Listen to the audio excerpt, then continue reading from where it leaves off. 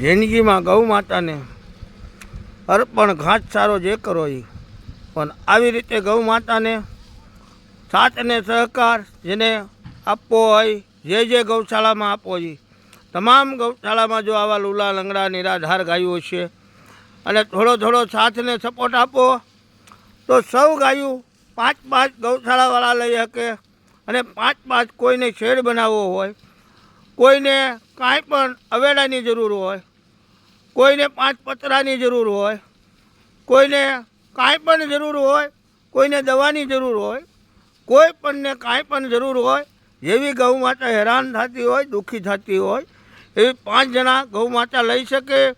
અને કોઈ પણ ગૌશાળાવાળાને એમ નહીં કહેતા કે આ પૈસા ખાઈ જાય, અરે મારા બાપ આ પૈસા ખાઈને કયા ભાવ સૂકે અને આ પૈસાને શું કરવા છે માણાને, તો ગૌ માતાની સેવા ન કરે.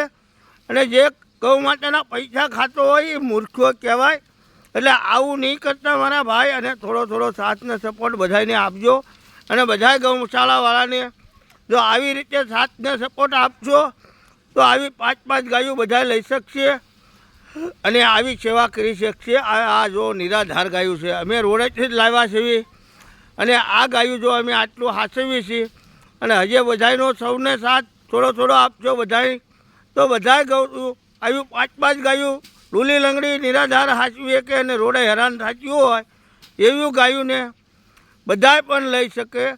અને એક ગૌશાળા એવું નહીં મારી ગૌશાળાએ આપો એવું, ગામની તમામ ગૌશાળાએ આપજો અને તમામ માણસને જરૂર હોય એને આપજો.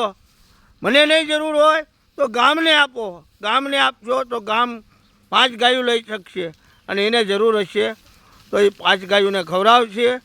કોઈને દવાની જરૂર હોય, કોઈને કાંઈ પણ જરૂર હોય, પણ એકવાર વિઝિટ કરીને પછી તમે થોડો સપોર્ટ આપજો. અને તમારે એવું હોય કે અમારે ગૌ માતાને દાન કરવું છે તો તમે વિઝિટ કરી શકો છો ગૌશાળામાં.